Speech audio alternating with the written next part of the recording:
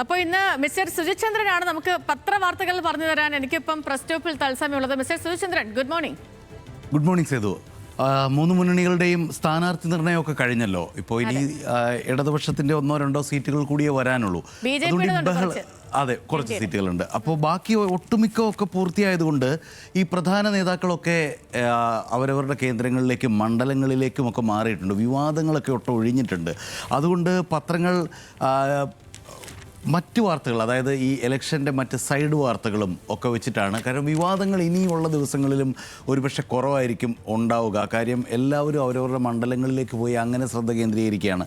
അതുകൊണ്ടാവാം കുറേ ദിവസങ്ങൾക്ക് ശേഷം ഇപ്പോൾ യുദ്ധമൊക്കെ വീണ്ടും മിക്ക പത്രങ്ങളുടെയും ഒന്നാമത്തെ വാർത്തയായും ഗ്യാസ് ഇല്ലായ്മ ഒന്നാമത്തെ വാർത്തയായിട്ടൊക്കെ തിരിച്ചെത്തിയിട്ടുണ്ട്. രാഷ്ട്രീയ വാർത്തകൾ അകത്ത് നിറയുണ്ട്, അതില്ല എന്നല്ല കേട്ടോ. പക്ഷെ വലിയ കേരള വാർത്തകൾ, പൊട്ടിത്തെറിക്കുന്ന അത്ര വലിയ കേരള വാർത്തകൾ പ്രധാന പേജിലെ ഒന്നാമത്തെ വാർത്തയ്ക്കായിട്ട് ഇന്ന് കുറവാണ്, ഇന്നത്തെ ദിവസമെങ്കിലും. വാതകപ്പാടം തൊടില്ല എന്നാണ് മാതൃഭൂമിയുടെ ഒന്നാമത്തെ വാർത്ത. ഇറാൻ്റെ വാതകപ്പാടങ്ങളെ ഇനി ആക്രമിക്കില്ലെന്ന് ഇസ്രായേൽ പറയുന്നു എന്നുള്ള ഈ വാർത്തയുണ്ട്. ഇതിന് നേരെ വിരുദ്ധമായിട്ടുള്ള ഒരു വാർത്ത മറ്റൊരു ഹിന്ദു പത്രത്തിലുണ്ട്, അത് ഞാൻ പുറകെ കാണിക്കാം. US പ്രസിഡന്റ് ഡൊണാൾഡ് ട്രംപിൻ്റെ വിമർശനത്തിന് പിന്നാലെ ഇറാൻ്റെ വാതകപ്പാടങ്ങളെ ഇനി ആക്രമിക്കില്ലെന്ന് ഇസ്രായേൽ അറിയിച്ചു. പ്രഖ്യാപനം ട്രംപ് വിമർശിച്ചതിന് പിന്നാലെ ട്രംപിന് ഏതായാലും ഇതിൽ തൊട്ട് കൈപൊള്ളി കുടുങ്ങി എന്ന മട്ടിലൊക്കെയാണല്ലോ അല്പം മുമ്പ് ബനീഷ്യൻ റിപ്പോർട്ട് ചെയ്യുന്നുണ്ടായിരുന്നു. യുദ്ധ സാഹചര്യമൊക്കെ ഒഴിയുന്ന ഒരു സമാധാനത്തിൻ്റെ ഭാഷയിലാണ് ഏതായാലും മാതൃഭൂമിയുടെ ആദ്യ വാർത്ത. മനോരമയിലേക്ക് വന്നാൽ ഇതേ വാർത്ത തന്നെയാണ്, യുദ്ധവാർത്ത തന്നെയാണ്. യുദ്ധവാർത്തയല്ല, ഇന്ധന വില കൂടുന്ന വാർത്തയാണ് ഒന്നാമത്. സാമ്പിൾ ഷോക്ക്, യുദ്ധപ്രഖ്യാപനം. പ്രീമിയം പെട്രോൾ, ബൾക്ക് ഡീസൽ വില കൂട്ടിയത് നമ്മൾ ഇന്നലെ കണ്ടായിരുന്നല്ലോ. പ്രീമിയം പെട്രോളിന് 2 രൂപയിലേറെയും അത് വ്യവസായങ്ങൾക്കുള്ള ബൾക്ക് ഡീസലിന് 22 രൂപയുമാണ് കൂട്ടിയത്. സാധാരണ പെട്രോളിനും ഡീസലിനും വർധനയില്ലെന്നത് ആശങ്കയാണ്. അതേസമയം പമ്പുകൾക്ക് നിയന്ത്രണം ഏർപ്പെടുത്തുന്നു എന്ന വാർത്തയും അതോടൊപ്പം തന്നെയുണ്ട്. അതായത് പമ്പുകൾക്ക് കമ്പനികൾ ഇന്ധനം കൊടുക്കുന്ന അളവ് കുറച്ചിട്ടുണ്ട്. മുൻ വർഷങ്ങളിലെ വിൽപ്പന കണക്കാക്കി മാത്രം ഇനി പമ്പുകൾക്ക് ഇന്ധനം നൽകിയാൽ മതിയെന്നാണ് ഹിന്ദുസ്ഥാൻ പെട്രോളിയം തീരുമാനിച്ചത് എന്ന വാർത്ത മനോരമയുടെ മുമ്പിലുണ്ട്. മാതൃഭൂമിയുടെ ഇതൊക്കെ വിട്ടാൽ ഒരു വളരെ ചെറിയൊരു കൗതുക വാർത്തയിലേക്ക് ചെന്നാലേ, 4-ാമത്തെ പേജിൽ ബാഹുബലി പഠിച്ചത് ഇലഞ്ഞി സ്കൂളിലാണ് എന്ന തലക്കെട്ട് തന്നെ നമ്മളെ ഒന്ന് ശ്രദ്ധിപ്പിക്കും. അങ്ങോട്ടേക്ക് നോക്കിയാൽ അതിങ്ങനെയാണ് തുടങ്ങുന്നത്. മാഹിഷ്മതി കൊട്ടാരത്തിൽ നിന്ന് പുറത്തായ ബാഹുബലി നാട്ടുകാർക്ക് പാറ പൊട്ടിക്കലും മറ്റുമായി പുതിയ യന്ത്രങ്ങൾ ഉണ്ടാക്കുന്നു. ഇത് കണ്ട് ഭല്ലാലദേവൻ്റെ അച്ഛൻ പിങ്കളദേവൻ പറയുന്നു, ആ ബാഹുബലി എന്തൊക്കെയോ വിചിത്രമായ യന്ത്രങ്ങൾ ഉണ്ടാക്കി ജനങ്ങളുടെ കയ്യടി നേടുന്നു. ഇവന് ഇത് എങ്ങനെ സാധിക്കുന്നു? എവിടെ നിന്നാണ് അവന് ഈ ബുദ്ധി കിട്ടിയത്? മറുപടി നൽകിയത് കട്ടപ്പയാണ്. അതിൽ അത്ഭുതപ്പെടാനില്ല. അദ്ദേഹം പഠിച്ചത് ഇലഞ്ഞി ടെക്നിക്കൽ ഹൈസ്കൂളിലാണ്. ഒരു സ്കൂളിൻ്റെ പരസ്യമാണ് കേട്ടോ, സർക്കാർ സ്കൂളിൻ്റെ പരസ്യമാണ്. ഇത്തരത്തിലൊക്കെ സർക്കാർ സ്കൂളുകളും ക്രിയേറ്റീവായിട്ടുള്ള പരസ്യം നൽകുന്നു. ആ സ്കൂളിലേക്ക് അടുത്തുള്ള പ്രദേശങ്ങളിൽ നിന്നൊക്കെ ഇപ്പോൾ കോളാണെന്നാണ് മാതൃഭൂമിയുടെ ആ വാർത്തയിൽ പറയുന്നത്. ഏതായാലും ആ വാർത്തയുടെ കൗതുകം, തലക്കെട്ട് വാർത്തയ്ക്കുള്ളിലേക്ക് ചെല്ലുമ്പോൾ എന്താണ് വാർത്തയെന്ന് തിരിച്ചറിയുന്നതിൻ്റെ കൗതുകം കൊണ്ടത് പ്രധാനപ്പെട്ടതായി തന്നെ പറഞ്ഞു പോയെന്നേ ഉള്ളൂ. മാതൃഭൂമിയുടെ 6-ാം പേജിൽ ഇനി പോർക്കളത്തിൽ എന്ന് പറഞ്ഞിട്ട് അംഗചേകവർമാരുടെ വേഷത്തിൽ VD സതീശനും പിണറായി വിജയനും രാജീവ് ചന്ദ്രശേഖറും ഒക്കെ നിൽക്കുന്ന കാരിക്കേച്ചറുകളുണ്ട്. അതിനോടൊപ്പം മുഴുവൻ മണ്ഡലങ്ങളിലും UDF സ്ഥാനാർത്ഥികളായി. LDF സ്ഥാനാർത്ഥികൾ ഇനി 2 കൂടി സ്ഥാനാർത്ഥികളെ കണ്ടെത്തണം. സേതു ഇപ്പോൾ പറഞ്ഞതുപോലെ 20 മണ്ഡലങ്ങളിൽ NDAക്ക് തീരുമാനമായിട്ടില്ല. പക്ഷേ ഒട്ടുമിക്ക മണ്ഡലങ്ങളിലും ചിത്രം പൂർണ്ണമായതുകൊണ്ട് ഇനി പോർക്കളത്തിലാണ് പോര്. തിരഞ്ഞെടുപ്പ് ഒരുക്കം നേരത്തെ തുടങ്ങിയിട്ടും തിരഞ്ഞെടുപ്പ് കമ്മീഷൻ പൊടുന്നതിന് തീയതി പ്രഖ്യാപിച്ചതിൻ്റെ അങ്കലാപ്പിലായിരുന്നു മുന്നണികളൊക്കെ. ആ അങ്കലാപ്പൊക്കെ ഒഴിഞ്ഞ് ആയുധങ്ങളൊക്കെ അടിച്ചു കൂർപ്പിച്ച് അങ്കക്കച്ചയൊക്കെ മുറുക്കി പിന്നെ പരദേവതകളെയൊക്കെ വണങ്ങി ഇവർ അംഗത്തിന് തയ്യാറെടുക്കുന്ന വാർത്തയാണ് മാതൃഭൂമി കൊടുത്തിരിക്കുന്നത്. മനോരമയുടെ മറ്റു വാർത്തകളിലേക്ക് വരികയാണെങ്കിൽ, സൂചിമല ബോയ് എന്നൊരു വാർത്ത 1-ാമത്തെ പേജിൽ. ഈ സാമ്പിൾ ഷോക്ക്, ഓയിൽ ക്ഷാമത്തിൻ്റെ ഒപ്പം തന്നെ അതേ പ്രാധാന്യത്തിൽ പകുതി സ്ഥലം കൊടുത്ത് മനോരമ ഇട്ടിട്ടുണ്ട്. മഞ്ഞുമൽ ബോയ് സിനിമയെ ഓർമ്മിപ്പിക്കുന്ന ഒരു രക്ഷപ്പെടുത്തൽ കഴിഞ്ഞ ദിവസം നടന്നു. ഇവിടെ ഗൂഡല്ലൂരിൽ കൊക്കയിൽ വീണ യുവാവിനെ 14 മണിക്കൂർ നീണ്ട ദൗത്യത്തിലൂടെ രക്ഷിച്ചു. അതായത് ഗൂഡല്ലൂരിൽ 200 അടി താഴ്ചയിലെ പാറക്കെട്ടിലേക്ക് വീണ യുവാവിനെ 14 മണിക്കൂറിന് ശേഷം സൈന്യമെത്തി രക്ഷിച്ചതാണ്. വ്യാഴാഴ്ച ഉച്ചയ്ക്ക് 2:30 ഈ വ്യൂ പോയിന്റ് കാണാനെത്തിയ ചെങ്കൽപ്പേട്ട സ്വദേശി ശിവഗുരു ഗുരുനാഥൻ 30 വയസ്സുള്ള ഇദ്ദേഹം കൊക്കയിലേക്ക് വീഴുകയാണ്. ബോധം മറയുന്നു. ബോധം വന്നതിന് ശേഷം അവിടേക്ക് കൊണ്ടുവിട്ട് ടാക്സി ഡ്രൈവറെ ഫോണിൽ വിളിക്കുന്നു.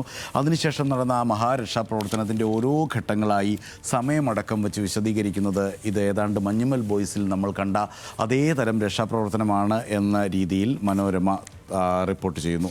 മനോരമയുടെ 10ാം പേജിലേക്ക് ചെന്നാൽ ഇതൊക്കെ എന്ത് എന്നൊരു വലിയ ഹെഡ്ലൈൻ കാണാം.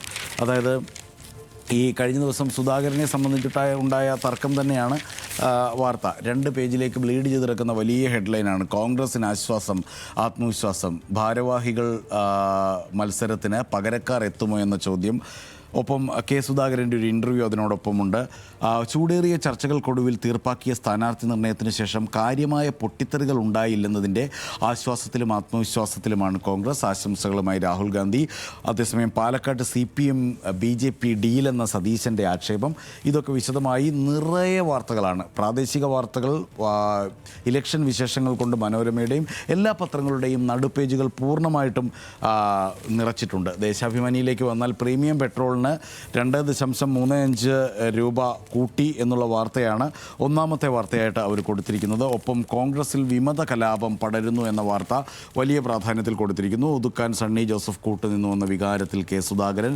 പോസ്റ്റർ അടിച്ച പണം പോയി ജോസഫ് വാഴക്കനും ദീപ്തി മേരി വർഗീസിനും, തന്നെ മാത്രം മാറ്റി നിർത്തിയ നെൽദോസ്. അങ്ങനെ ഓരോരോ കലാപക്കൊടി ഉയർത്തുന്ന ചെറുതും വലുതുമായിട്ടുള്ള ആളുകളെയൊക്കെ ഹൈലൈറ്റ് ചെയ്ത് പ്രധാന വാർത്തയിൽ നൽകിയിരിക്കുന്നു. സ്വാഭാവികമായിട്ടും ഇടതുമുന്നണിയിൽ നടക്കുന്ന കലാപം ഏതായാലും ദേശാഭിമാനിയിൽ വരികയുമില്ലല്ലോ. ദേശാഭിമാനിയുടെ ഉൾപേജിലേക്ക് പോയാൽ 7ാം പേജിലൊരു വാർത്തയുണ്ട്. കേന്ദ്രം പരിധി ഉയർത്തിയില്ലെങ്കിൽ പ്രതിസന്ധി രൂക്ഷം. അത് ഈ ഇന്ധന പ്രതിസന്ധിയെക്കുറിച്ച് തന്നെയാണ് കേട്ടോ. പാചകവാതക വിതരണത്തിലെ നിയന്ത്രണം നീക്കിയില്ലെങ്കിൽ കേരളത്തിലെ ഹോട്ടൽ വ്യവസായം സ്തംഭനത്തിലേക്ക് നീങ്ങും എന്നാണ്. അതായത് മുൻഗണന അനുസരിച്ച് വ്യാവസായിക സേവന മേഖലകളെ 3ആയി തിരിച്ചിട്ടുണ്ട്. അവശ്യ സേവന മേഖല, ആശുപത്രിയും മറ്റുമാണ്. അവർക്ക് സിലിണ്ടർ കിട്ടുന്നതിൽ തടസ്സമില്ല. അർത്ഥ അവശ്യ മേഖലയിലാണ് ഈ ഫാർമസ്യൂട്ടിക്കൽ മേഖലയും മത്സ്യമേഖലയും കാറ്ററിങ്ങിനെയും ഹോട്ടലിനെയും ഒക്കെ ഉൾപ്പെടുത്തിയിരിക്കുന്നത്. 10% സിലിണ്ടറേ കൊടുക്കും. അതായത് നേരത്തെ 10 സിലിണ്ടർ കിട്ടിക്കൊണ്ടിരുന്ന ഒരു ഹോട്ടലിന് ഇപ്പോൾ 1 സിലിണ്ടർ മാത്രമേ കിട്ടൂ. അത് വെച്ച് എങ്ങനെ മുന്നോട്ട് പോകാനാണല്ലേ. അവശ്യ മേഖലയിൽ ഉൾപ്പെടാത്ത, വിതരണം തീരെ ഇല്ലാത്തത് സ്റ്റീൽ വ്യവസായം, ഓട്ടോമൊബൈൽ എന്നിങ്ങനെ തിരിച്ചു കൊടുത്തിട്ടുണ്ട്. അത് വലിയ പ്രതിസന്ധിയിലേക്കാണ് നീങ്ങുന്നതെന്ന് ദേശാഭിമാനി ഏതായാലും മുന്നറിയിപ്പ് നൽകുന്നു. കേരള കൗമുദിയിൽ വന്നാൽ അടിയൊഴുക്കിൽ അങ്കലാപ്പ് എന്ന വാർത്തയാണ് ഒന്നാമത്തെ വാർത്ത. കൂടുമാറ്റവും കുതികാൽ വെട്ടുമാണ് മുന്നണികൾക്ക് ഇപ്പോൾ വെല്ലുവിളിയായിരിക്കുന്നത്. 3 ദിവസം കേരള രാഷ്ട്രീയത്തെ ആശങ്കയിൽ നിർത്തിയ കെ സുധാകരൻ വിഷയം തന്ത്രപൂർവ്വം പരിഹരിച്ചപ്പോൾ കോൺഗ്രസിലൊരു ശാന്തത കൈവന്നെങ്കിലും ഇപ്പോഴും അങ്ങിങ്ങ പൊട്ടിത്തെറികളുണ്ട്. നിഴൽപേടിയിലാണ് LDF എന്ന് പറയുന്നത്. ആ നിഴൽപേടി എന്ന പ്രയോഗം എന്താണെന്ന് അറിയാമെന്ന് വായിച്ചു നോക്കിയിരുന്നു. CPM സംസ്ഥാന സെക്രട്ടറി PK ശ്യാമള മത്സരിക്കുന്ന തളിപ്പറമ്പിൽ പഴയ ജില്ലാ സെക്രട്ടേറിയറ്റ് അംഗം TK ഗോവിന്ദനെ നേരിടേണ്ടി വന്നത്. സംസ്ഥാനത്ത് മൊത്തം എതിരാളികൾ ആയുധമാക്കുമെന്ന പേടി CPM-നുണ്ടെന്ന് കേരള കൗമുദി പറയുന്നു. ഗസ്റ്റുകളുടെ തള്ളിക്കയറ്റമാണ് NDAയുടെ പ്രശ്നമെന്ന് പറയുന്നത്. അതായത് 2020 ഒക്കെ വന്ന സ്ഥിരം പണിയെടുത്തുകൊണ്ടിരുന്ന, നമ്മൾ സ്ഥിരമായി പറയാറുണ്ടല്ലോ, വിറക് വെട്ടിയും വെള്ളം കോരിയും ഒക്കെ നിന്ന മനുഷ്യരെ, പ്രവർത്തകരെ മാറ്റി നിർത്തിയിട്ട് ഗസ്റ്റായിട്ട് വന്നവർക്ക് സീറ്റ് കൊടുത്തതിൻ്റെ ഒരു തള്ളിക്കയറ്റം NDA വീർപ്പുമുട്ടലിലാണ്. അവിടെ അസംതൃപ്തരുണ്ട് എന്നും കേരള കൗമുദി പറയുന്നു. ഇനി മംഗളത്തിലേക്ക് വന്നാൽ പുതിയ നിയമസഭയ്ക്ക് കാലാവധി 3 വർഷം എന്ന ഉൾപേജിലെ വാർത്തയിലേക്കാണ് പെട്ടെന്ന് പോകാൻ തോന്നിയത്. പ്രധാന വാർത്ത റമദാനിലും ഇളവില്ലാതെ യുദ്ധം എന്നൊക്കെയാണ്. പുതിയ നിയമസഭയ്ക്ക് 3 വർഷമേ കാലാവധി ഉണ്ടാവുമെന്ന് പറയുന്നു. അതായത് ഒരു രാജ്യം ഒരു തെരഞ്ഞെടുപ്പ് സ്കീം വരികയാണെങ്കിൽ ഇപ്പോൾ തെരഞ്ഞെടുക്കപ്പെടുന്ന ഈ നിയമസഭയ്ക്ക് 3 വർഷം മാത്രമേ കാലാവധി ഉണ്ടാകാൻ സാധ്യതയുള്ളൂ എന്ന് മംഗളത്തിൻ്റെ കൊച്ചി ലേഖകൻ ജെബി പോളാണ് റിപ്പോർട്ട് ചെയ്യുന്നത്. നിയമസഭാ കാലാവധി 2029 അവസാനിച്ചേക്കും. കരുതലോടെ രാഷ്ട്രീയ പാർട്ടികൾ, അതായത് ഈ തെരഞ്ഞെടുപ്പ് രാഷ്ട്രീയം നിർത്താനൊക്കെ ഉദ്ദേശിക്കുന്നവർ നിർത്തണ്ട, അടുത്ത ഒരു ടേമിന് കൂടി ബാല്യമുണ്ട് എന്ന തരത്തിലൊക്കെയുള്ളതാണ് ആ വാർത്ത പോകുന്നത്. അതിൻ്റെ ഒരു കൗതുകം കൊണ്ട് എടുത്തതേ ഉള്ളൂ.